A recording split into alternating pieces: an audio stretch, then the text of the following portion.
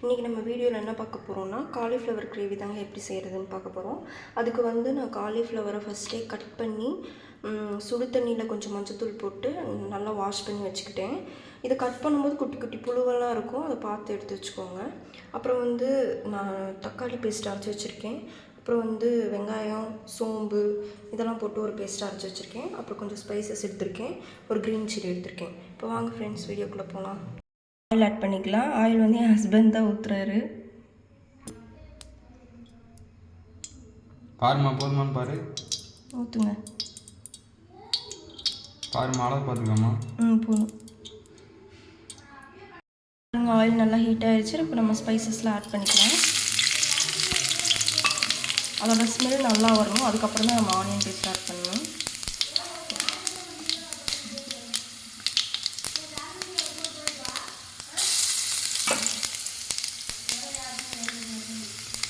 Smell நல்லா வருது. இப்போ வந்து ஆனியன் பேஸ்ட்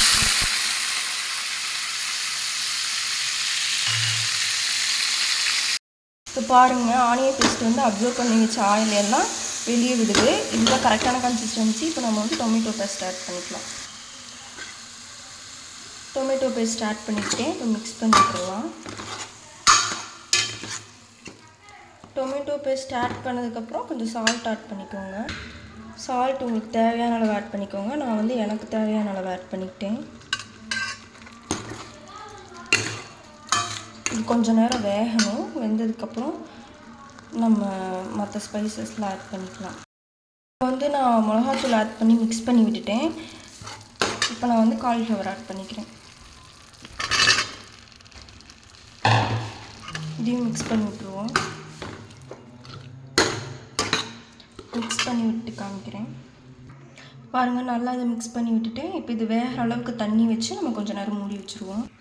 நான் தண்ணி ஊற்றிட்டேன். இப்போ நல்லா க்ளோஸ் பண்ணி நல்லா திக்கார வரைக்கும் வேக விட்டுடலாம். நான் க்ளோஸ் பண்ணி வச்சுட்டேன்.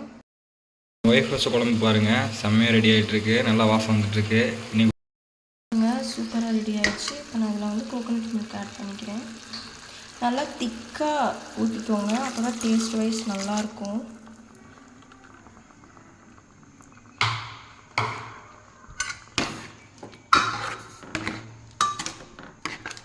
நல்லா மிக்ஸ் பண்ணி விட்டு கொதிச்ச உடனே நம்ம ஆஃப் பண்ணிடலாம்.